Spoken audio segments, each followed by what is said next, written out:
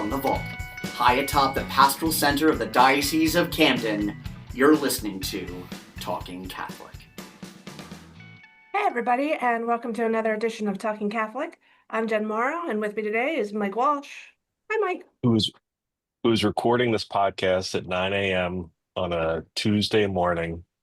And to our listeners, my apologies. We love you, but this is the time we had the opportunity to record, so we're doing it. So you're gonna get the benefit of low energy Mike, which is a quieter, less annoying, slightly less sarcastic Mike. Uh, who also did not, as I'm holding up my K cup for Jen to see, has not actually drank any coffee yet today. So, oh my goodness, I have no idea where this podcast may go. How about you, Jen? How are you feeling bright and early on a Tuesday morning? Well, do you want the honest version or the fake version? Oh no, we're all about honesty on this podcast. I went back to my house last night.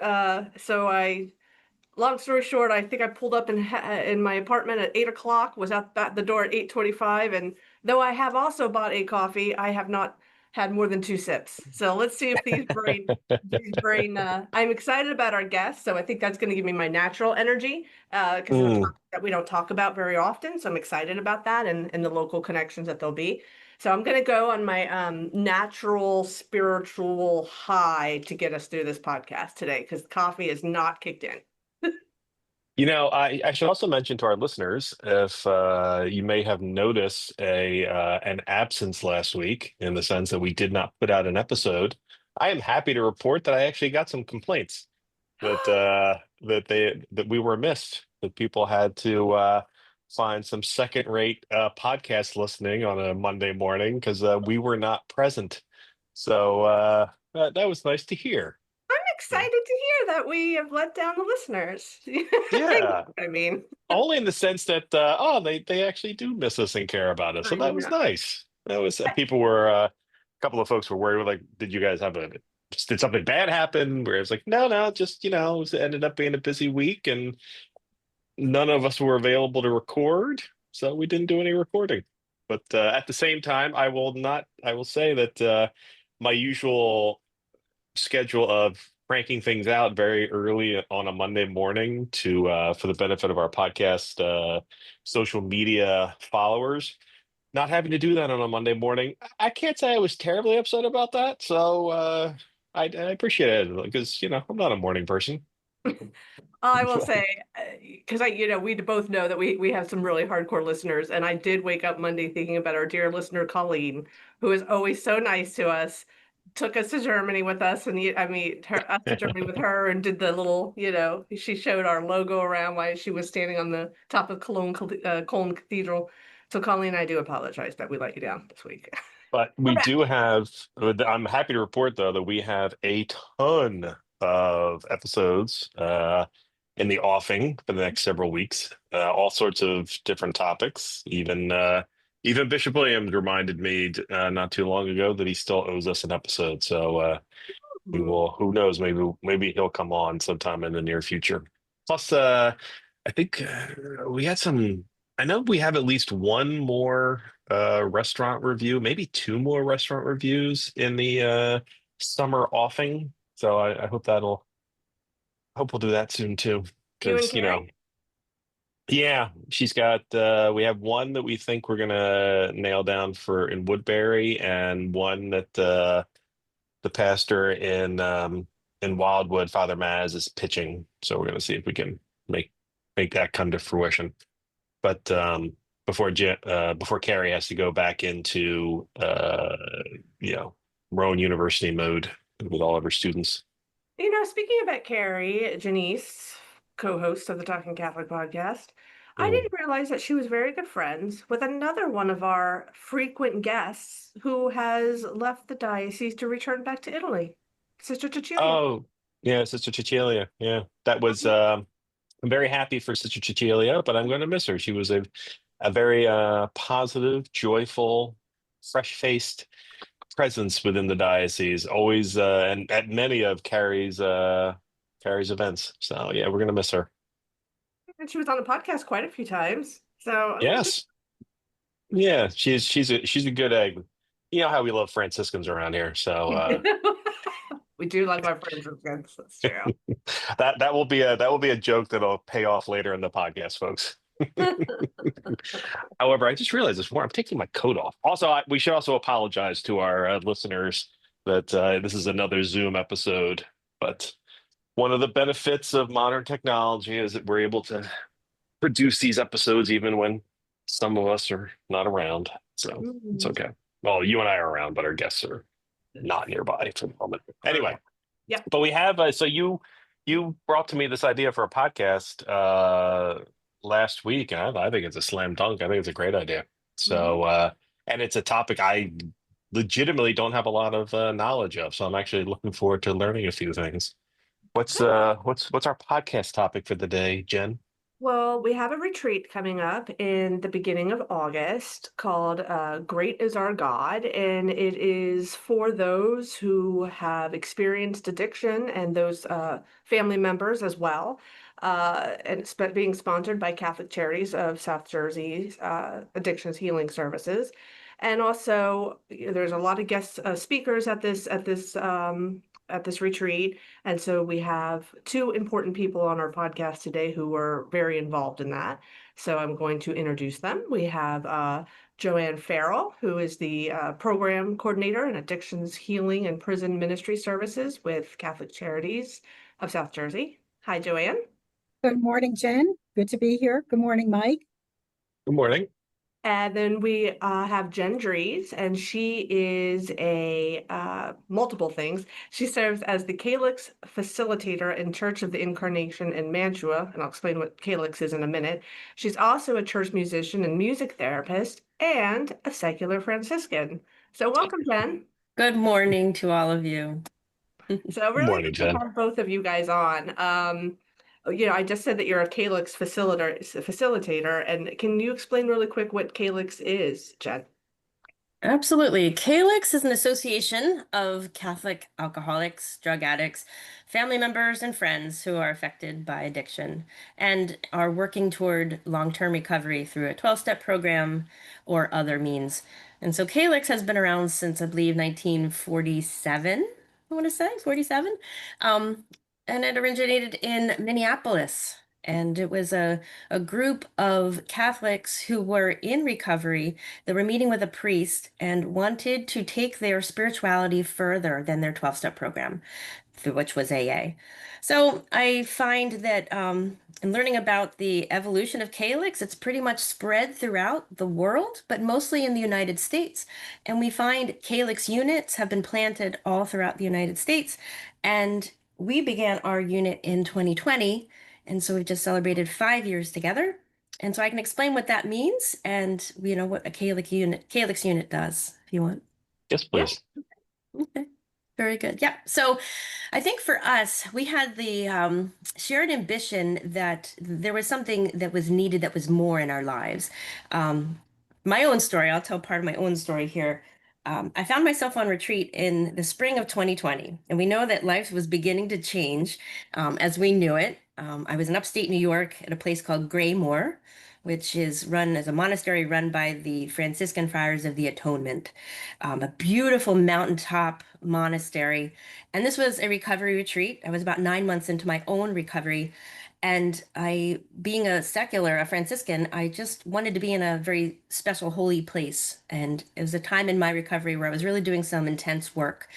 So I just trusted the Lord and dove right in. Now, we heard during this retreat that things were starting to close down, that, maybe schools were going to close in New York. And I thought, oh, that's tragic for New York, right? I didn't think it was going to affect any of us, right?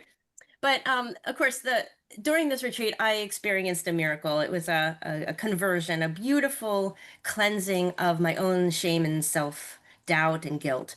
And I thought at this point, I was asking God, okay, I'm letting it go. I trust you, Lord. What's next? And it was, of course, God never disappoints. Hope does not disappoint. So it was the Deacon Dan, who was a facilitator of that retreat, who I had a conversation with later in the weekend. And I told him, I feel beautifully touched and renewed. What else is there? And he suggested that I check out Calix. I'd never heard that word before. And he explained that there were groups of Catholics who were meeting regularly, and that South Jersey didn't have a Calix unit yet, but that I could possibly check that out and then begin one. So, of course, I came back to Jersey, and life began changing rapidly. Schools were closed, and I started working from home. And we had a lot of time to pray and research, and came across so much information that I had never known before, that there were Philadelphia units had started up, years and years ago. So one thing led to another. I talked to some friends in the program of AA, and we began to pray about starting our own unit here. And doors became open. I talked with our pastor. We talked with a trusted deacon in the diocese who works exclusively with those in recovery as a counselor. And he said, "Yeah, let's do this." So we began on Zoom in May of 2020, and have been meeting regularly every Monday night for a Zoom.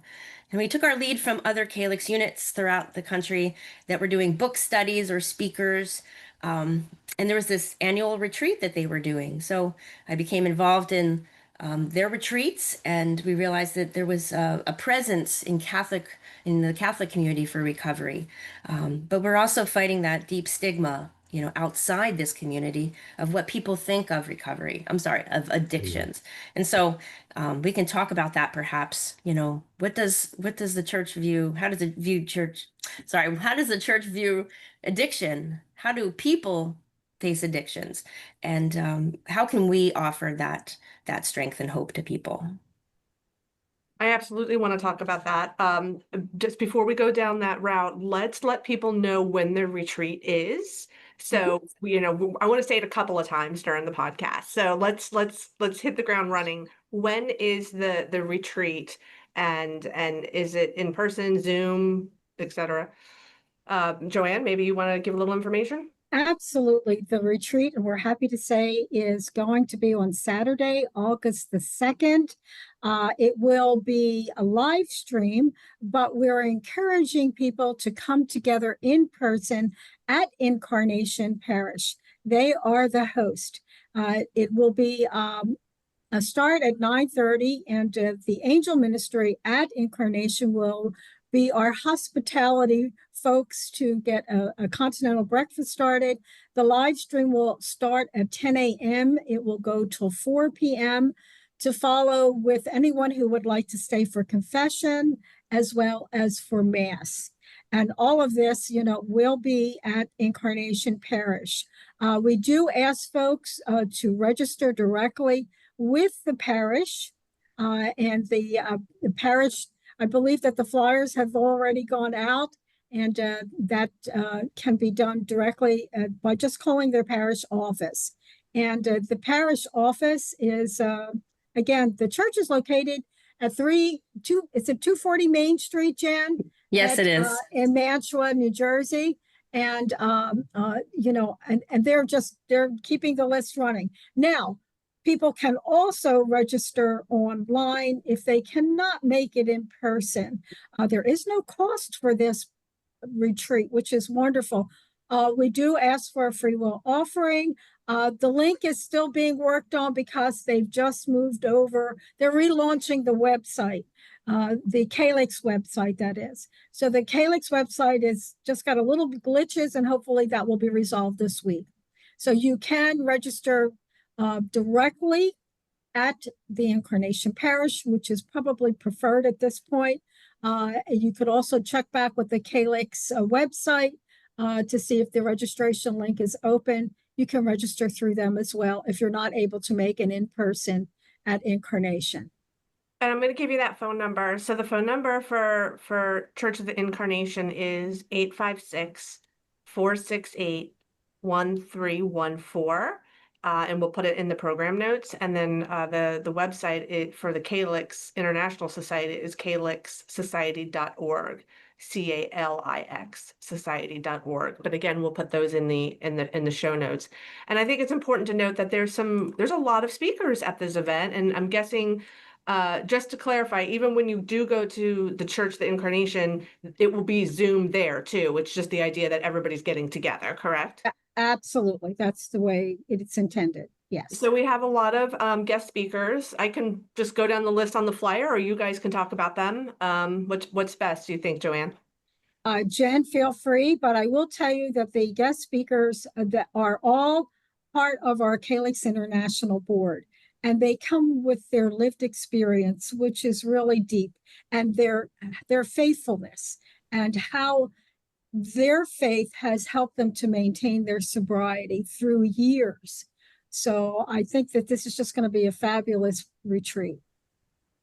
And do all of the speakers have experience with addictions? Are they all different kinds of addictions? Are we only talking alcohol and drugs, or like what are we talking about when we say addictions here? Well, when we say addictions, it certainly can be any form of addiction. I cannot speak for each of the individuals here, and I think they have their own special story that they intend to share. Okay. And again, it is just Beth Sheridan. She explains to us she's a child of God and a recovering alcoholic since 2004. She was raised a cradle Catholic, and she discovered Calix in 2021. And she has a beautiful story to share. And her quote is, "God so loved the world." This is something that means so special to her, that he sent his only son to love us into this life. That has really sustained Beth in her recovery process. So she's just one of our speakers. And of course, we have the wonderful, wonderful spiritual director, Father Roland LaJoy.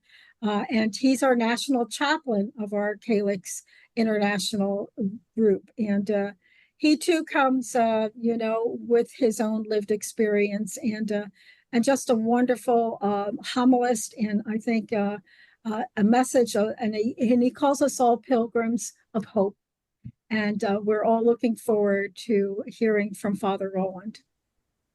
Very nice. And then we were just talking about Beth Sheridan. She's also a school psychologist, I believe, in New Hampshire. We have the Calix president, Michael Gooley. Am I saying that right? Yes, you are. Yes. Ken Johnston, who is the treasurer of the Calix Society, and I know he does a lot of work, I believe, with the nearby Malvern House, retreat house in Pennsylvania. And I think he'll be also speaking about Matt Talbot, who I'd like us to get into a little bit. And then there will be a woman named Susan H., and will be talking, doing scriptural rosary. So there's really, something for everybody from what it sounds like, all different walks of life, and the fact that they're mothers, they're accountants, they're priests, there's something, everybody. Absolutely. And the national chaplain is going to be presenting as well, right? Yes. Father Roland. Yeah. Yes. So it does feel like this is a lineup that sort of is casting a wide net in terms of perspective. So it's a nice group. Yes, Have you attended, either of you attended previous Zoom retreats with us? So did you find, Jen, you're shaking your head yes? Did you find it do you find it even via Zoom to be Yeah. touching? Certainly a little different, I'm sure, than in person, but still a useful activity as a Zoom. Yeah, well, I think I attended the 2022 retreat in person, which I think was in St. Paul, Minnesota. And then I was supposed to be Joanne's roommate in 23, and I got COVID. And I was Oh like, no. sorry. So I didn't go. I participated through Zoom. And then last year was in Malvern, and I think I had a vacation, a pilgrimage I took, so I couldn't go that week. So there was a desire to be a part of it as much as I could. And they're fabulous. Being in person in retreat is excellent because you get to rub shoulders with so many people. But Zoom too, you get those breaks where you just take a moment and just let it all sink in. And I'm hoping that if they give us some small breaks in there for small groups, that we'll have the ability to do small groups live during the retreat because we'll be in one room together. That's a real nice aspect of doing a collaborative virtual retreat. Yes, it's all about fellowship, right, Jen? Mhm. And we find that to be important. And it was really, truly the case when Jen wasn't able to join me at the Malvern retreat, and was it 2022. 2022, 2023. It's been a Okay, couple of yeah. years now. And as a result, we talk about rubbing shoulders with each other. I was able to get to know the people throughout the country, as well as some international folks came in from Australia and Canada as well. I get to know them and to share with them what I do at Catholic Charities. And as a result of me sharing what I do at Catholic Charities, I was encouraged to become to consider becoming a board member. The invitation went out, and it came with a, please. I was very delighted that I accepted the invitation to participate and have been an international board member. Kind of Jen passed the baton, and which was wonderful because I got to know the wonderful, wonderful people like Calix. And in the beginning of this year, our new Bishop Williams joined me in a webinar that we did across the whole country for Catholic Charities USA, so that we were able to present the Calix Society. And he reminded us that Calix means chalice, the chalice. And that is beautiful to know that it is the chalice. We had a wonderful turnout of all of our Catholic charity agencies across the country to get the information out, and as a way to support people and their families, support people who are struggling with not only alcoholism or drug addiction, but all forms of addiction. And to know that we're here to help them. And that is important to know, that we are here as a church community, as the Catholic Charities community, and we're always extending that hand.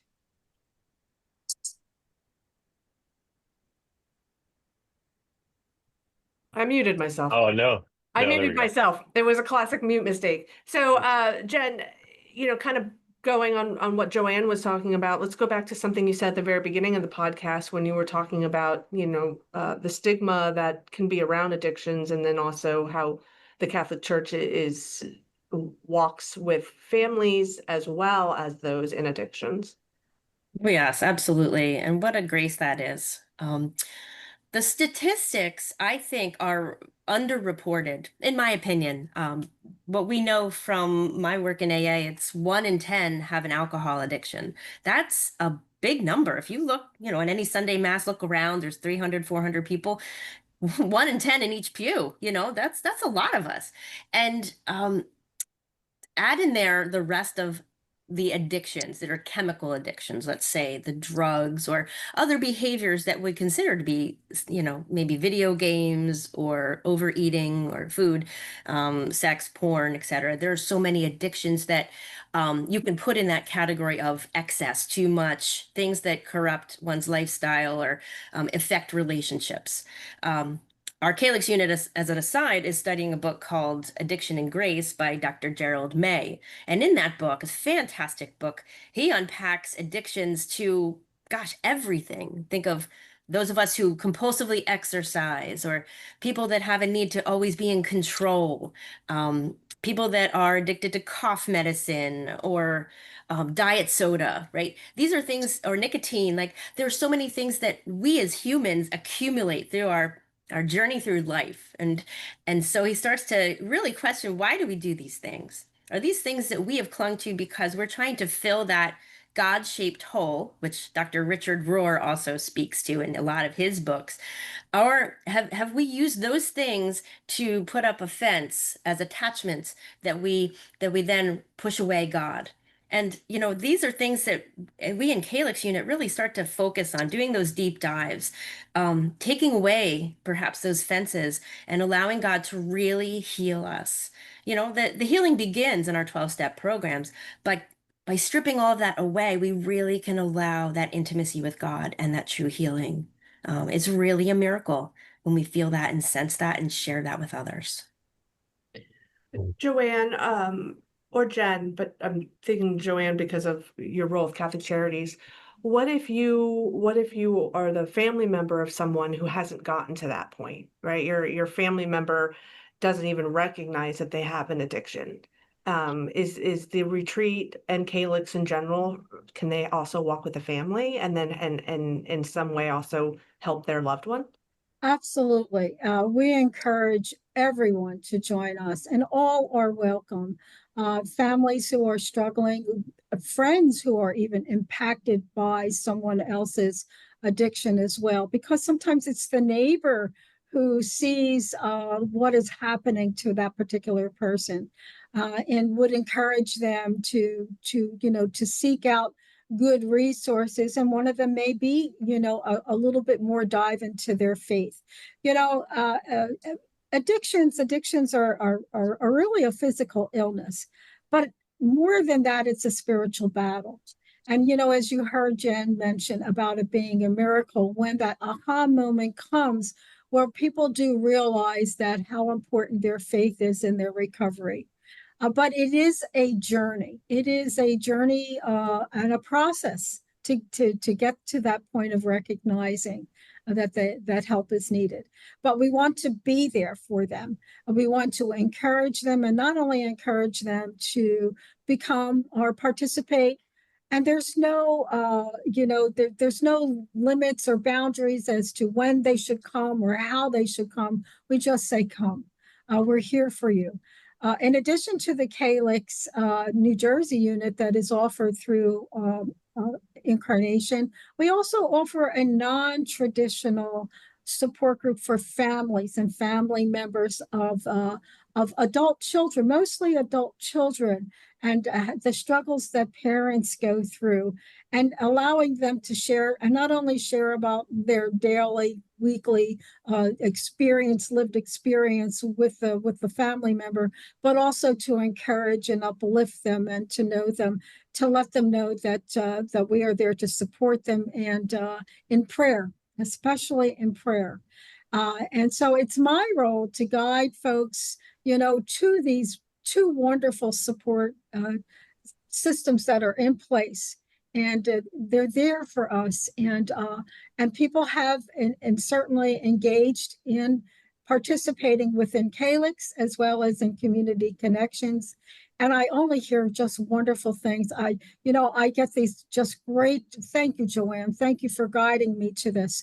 Having that little ad in the Star Herald with my number, I'm really surprised that the helpline is being utilized. People do call, or they'll send me an email, and that starts the process, because everyone has a story. And it's important that not only do we listen to the story, but we listen with compassion. And we need to deeply be there for that person. Our presence sometimes is really what it is needed. It may not necessarily, here is how you're going to go about doing it. But initially, it's starting with deep listening and prayer and guidance to what will help that person, because they most likely do need resources to get to that journey, to start the journey for themselves. And, one of the things that we share with family members is that you didn't cause it, you can't cure it, and certainly cannot control it. But with the help of each other, we can support each other, lift each other up, celebrate them, and help them to understand where they are with their adult child.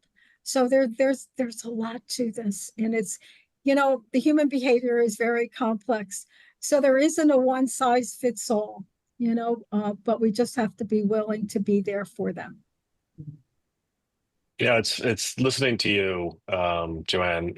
I think that I think someone who might not have an understanding of this world might think it sort of paradoxical that there would be people of faith that have difficulty with addiction. I think people often think that that the faith-filled are these saintly people who can walk through the world unaffected. And the truth is that those of us of faith are quite affected, and it can be difficult. I mean, I know priests and religious that have had to deal with some significant addiction issues, and I'm happy to report, I think everybody I know, has come out on the other side, and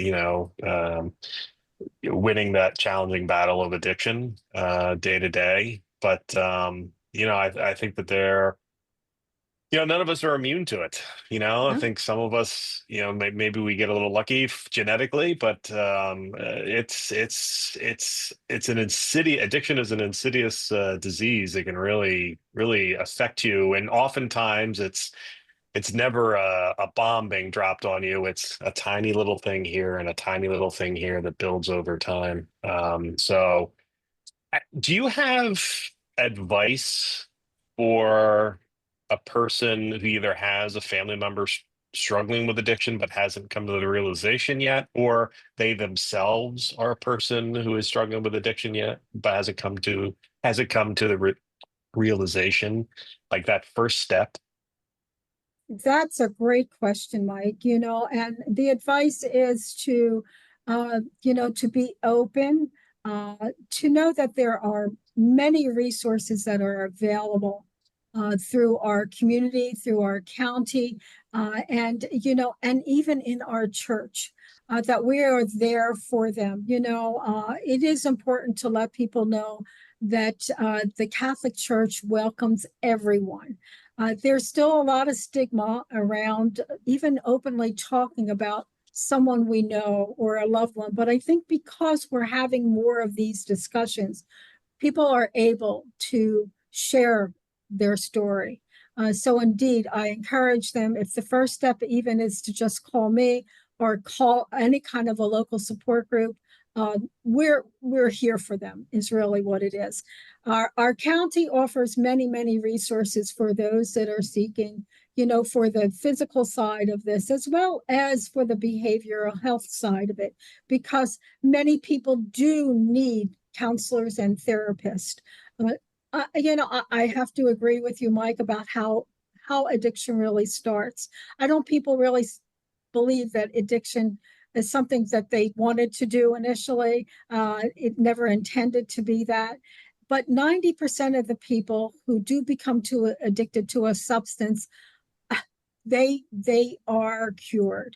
They go on to live a normal life, but it's the 10% of people who really truly struggle. And what we share and the advice is that there's hope. There is hope that that you are able to help that person, and that person can help themselves. We can only take a person so far, but it's their willingness to be open and to be healed and in recovery. And once they find that beautiful foundation of their faith, it's the seed is planted. And we hope that through curiosity, that they will continue to seek out who is their higher power. And, this comes to the 12 steps. The 12 steps is a structure program that helps people, especially those who are struggling with alcoholism, but it can be any form of addiction. They say the 12 steps is something that we all should consider doing. But the first is to recognize our higher power. And who is our higher power to us? And that is our Lord Jesus Christ.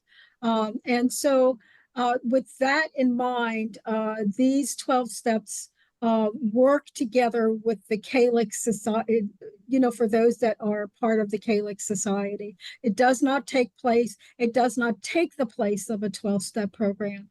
They kind of are synergistic. They work together in helping the person to realize that they can't go it alone, and that God is in charge and He is in control. Mhm. I did, to your point, I was looking through the Calix website, and they come right out and saying that sometimes people refer to Calix as Catholic AA, but that really isn't what it is. It's an addition to it, right, Jen? Absolutely. Absolutely. And I think it's important to say that the steps are not meant to do alone. It is a we program. So sponsorship is encouraged because doing it with somebody who's been through this that support, that connection is essential. It's a spiritual program, and boy, was I relieved when I learned that when I entered recovery. So knowing that there's somebody there who has done this deep work that can help guide me through my deep work, and I can trust them, is essential. And that's where I found in the 12-step program in AA that I found.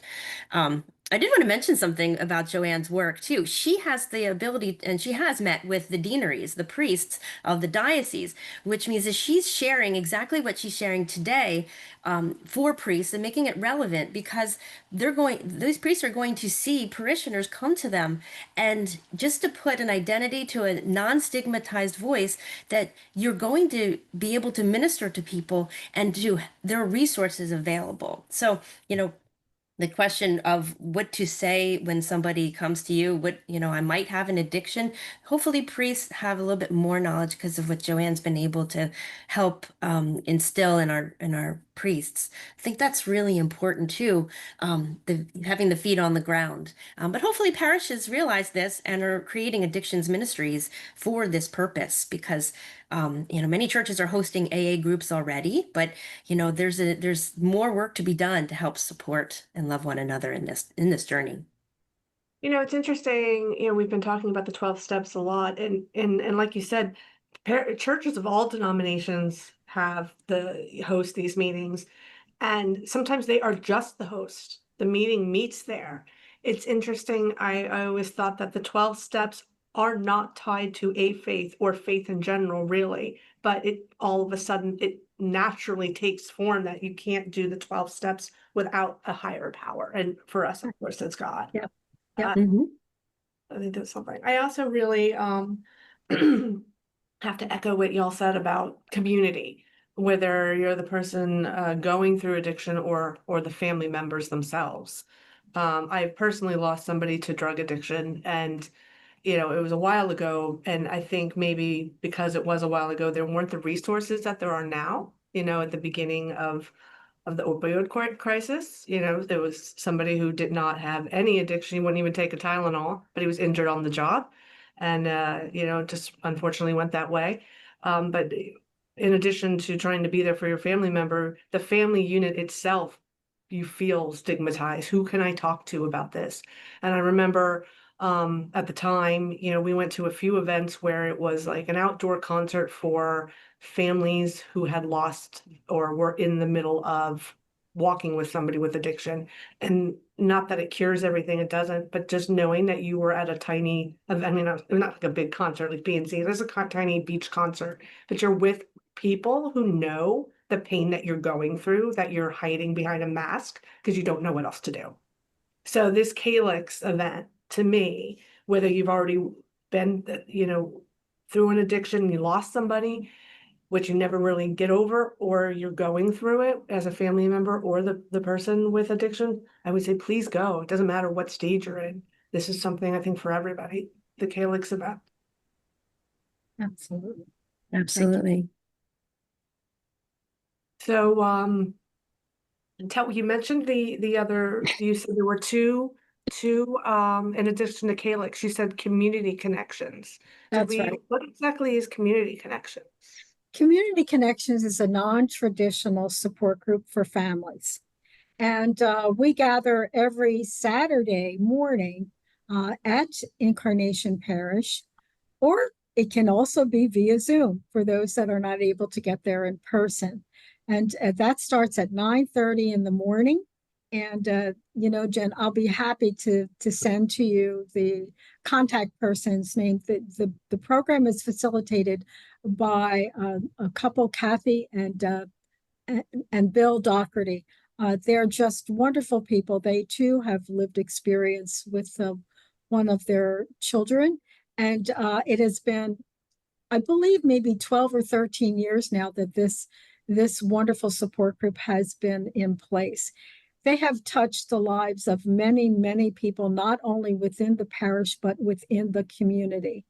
And they just find it to be a safe place where they can come and to share and share their burden And that's what it's about. It's to be able to share their burden in a non-judgmental way. We're basically listeners. We provide support. We pray.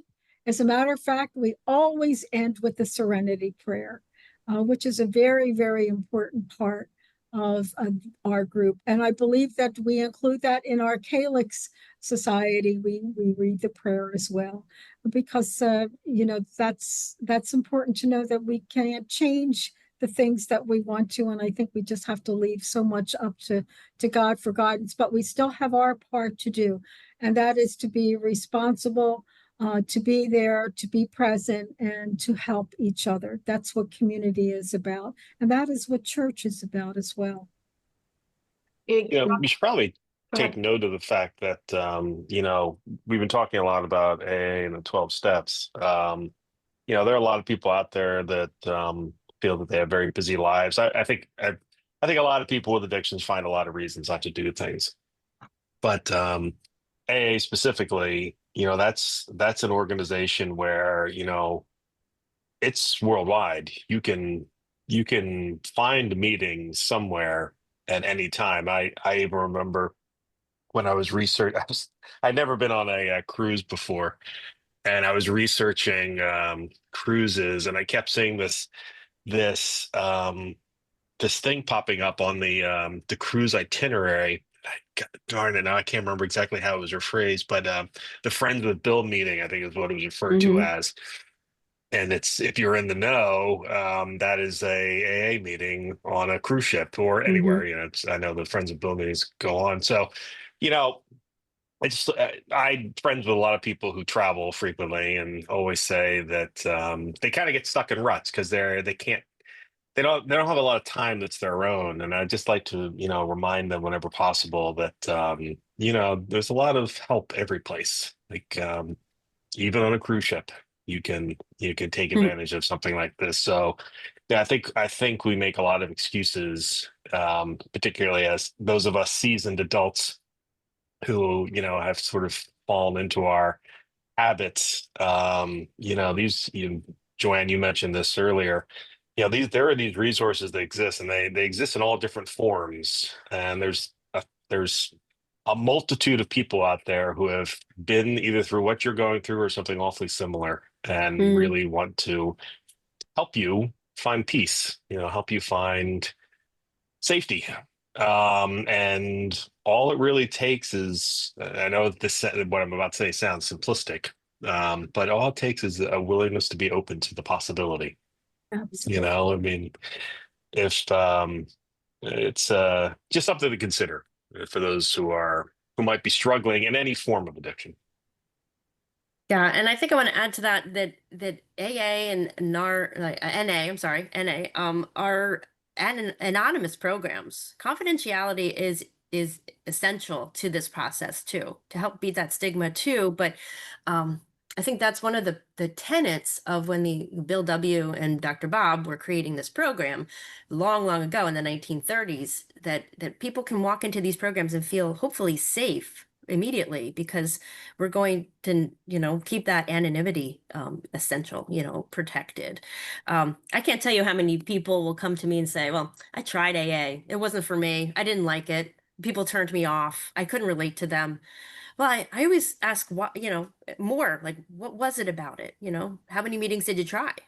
Maybe it's just you went to a meeting that didn't jive. Try another one, and there's so many, as you just mentioned. In every community, there are meetings. So, there's the help is out there, but I'm not trying to shame anyone who's tried it and it didn't work for them. It starts with prayer. I think God is going to be with us where we are. Even if you don't, lukewarm, you're not sure where you are with God. God, I need help. I can't do this anymore. That's really when we're on our knees at our lowest low. So God, show me the way. I can't do this alone, and that's when doors we find start opening, so that despair often leads to starting the journey. And there's no shame in that, that's how most of us started our journey. So it's important to keep in mind. You're talking about prayer. I know that one of the talks being given by Ken Johnson, who, like we were saying earlier, does the Malvern Retreat House. He's going to be speaking about the Venerable Matt Talbot. Who is that? I had to do a little research. I wasn't familiar with Matt Talbot. Can you tell me explain a little bit who that is, Jen or Joanne? Well, Matt Talbot is called the urban mystic. Matt was born in Dublin in Ireland, of course, in 1856. He came from a very poor family. His father, he was an unskilled laborer. And it was really a challenging life for Matt. He worked every day, but he would always go every day with the guys to the bar to have a beer. And at the age of 20, he actually had a problem with alcoholism.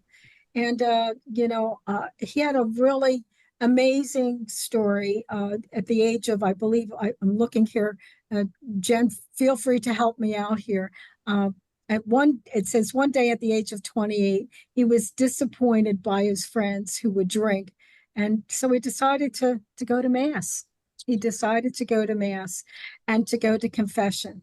And he made a good confession for the first time in years. And he promised the Lord he would abstain from alcohol for 6 months. That's how his journey began. That's, and we heard what Jen just said as well. The seed was there and he opened his heart and he began his life of sobriety. And more importantly, his life of sanctity. And he prayed and he went to Mass every single day from that point on for the next 40 years until his death. So he lived out the dynamic change through the 12-step program before they even called it that it was devised by AA. But he was full of spirituality. He was careful about, the direction, and he listened very intently. He had a spiritual director, which was wonderful. And, Ken Johnson, he really looked into the life of Matt, and he was very, very fortunate. He visited Ireland, and he with the help of a professional production company, put together a documentary for the life of Matt Talbot. And it is now, I believe, released. It was released in June of 2025. And we're hoping to do maybe a showing of it, or at least a partial showing of it at the retreat as well, to share the life and the path of sainthood for Matt Talbot, vulnerable Matt Talbot. Jen, is there anything? That's great. Yeah. I was just going to ask Jen if there was anything else that she would like to add. I think what strikes me about his life is it's a true conversion experience. The pub style life in Ireland at the time was what everyone did to socialize and connect.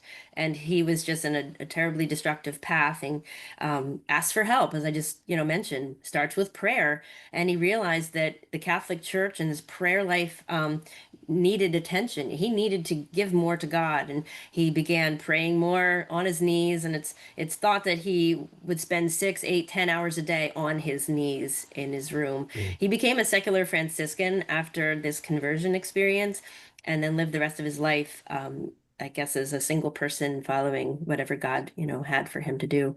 That's pretty inspiring to people like me. I hope he has his moment in the sun to become a saint, because he's really close. So yeah, that's very inspiring. We've talked about Franciscans a little bit on this podcast, and we actually did do one episode 6, 7 years ago about secular Franciscans. But because it's been mentioned a few times, and we have a whole new audience now, Jen, would you be so kind as to let folks know what a secular Franciscan is? I can start, sure. Yeah. So the Franciscan family has several different parts, right? First order, second order, and third order. These are people in all walks of life who have decided that God was calling them to live the life through the lens of this saint, Saint Francis of Assisi. So the first order is for these consecrated nuns who are living a style of life that's more cloistered. The second order is for our brothers, all the Catholic brothers, the friars, and there's several different families of brothers in the second order. And then third order, this is what St. Francis wanted. He wanted people to live a life of humility and prayer, but they could live in secular society. They could be married, they could be single, and doing the work of, mercy toward people. And so that's where I am doing my work. And as a secular Franciscan, I'm a happily married woman, a wife, a mom, and now a grandma, and just, doing my life one day at a time and working in parish work and, being a Franciscan wherever I am, living out these virtues of humility and, that poverty lifestyle, if you will, eschewing the material possessions, just kind of like, how Francis and St. Clare of Assisi and all their contemporaries did. We do it to the best of our ability, given we live in a very secularized, meaning very, wealth conscious society. It's very difficult to live in a life of simplicity. So, yeah. Jen And said it Jen, so well. Did I? Did, yeah. I hope so. Yeah. So we have several fraternities.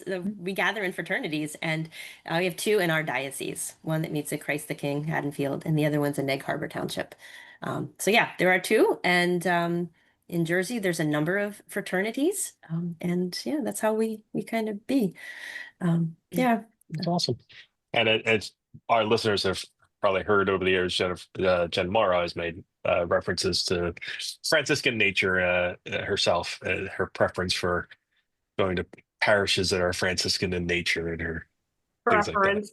I'm not a secular third order. Yes. I am an associate. There's the Franciscan Sisters of the Allegheny, and I am an associate.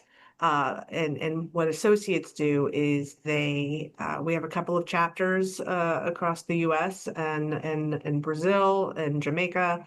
And our mission is, in addition to living the charism as Catholic women, we live the charism of St. Francis and St. Clare. We try to support the sisters in their missions through prayer, through acts of service, which it can either be monetary support or physical or spiritual acts of service, and just continue to help the sisters in any way they need. We try to keep in touch with them from New York to Brazil, Bolivia, Jamaica. A lot of them are much older, in their 80s and 90s. So we just try to help wherever we can. I think we're going to have an entire episode about the Franciscans again, Jen. So start planning that for when that comes. I love that idea. Yeah, right? But only if we can record it in a CC. I was gonna say, let's go to CC. I'm game. There we go. Yeah. And listen, people on this podcast have heard me in the past talk about my love of the CC and the fact that if I ever could retire somewhere, it would be in a CC. I got to go there once, and that was all I needed. And now I want a small little cottage in a CC where I can just live out my days eating Assisian baked goods. Yep. That's all I ask for. think I we mean, can I'll do do that. nice things too, but We'll get a remote office there. What do you think? I think it's a plan. I'm sure Bishop Williams would totally sign off on that. I think he absolutely would. There you go. Mhm. Well, we really want to thank the two of you for joining us. We got about 2 minutes left of the podcast. And we do want to remind everybody of the details related to the August 2nd event. So it's a Zoom retreat. You can go online and do it individually if you'd like by registering with the Calix Society, or, and we all think this is the preferred way, come to the Church of the Incarnation in Mantua on August 2nd from 9:30 a.m. to 4 p.m., where the retreat will be live streamed in community. It's free, though a free will offering is always appreciated. Registration is required. You can call the parish office at 856-468-1314 to register, and it's should be hopefully a very engaging and moving day for you. So we certainly encourage people to come. But Jen and Joanne, thank you so much, not just for coming on our podcast, obviously, but for all the great work you're doing in the community. We really appreciate that. So please keep up the good work. Thank you. Thank you for having us. I feel very good. And Thank you. I'm sure I'm speaking for Jen when I say the two of you are invited back anytime. Pick the topic and you're welcome to come back. Thank you. So, all right. And to our listeners, thank you very much. Like I said, we have a number of great episodes coming up soon, some really interesting ones, as a matter of fact. And we promise not to take another break until maybe New Year's. We'll take our next break. We'll see. But maybe we'll only work 50 weeks this year instead of the usual 52. But thank you all, and we'll talk to you all again next week. See you, everybody.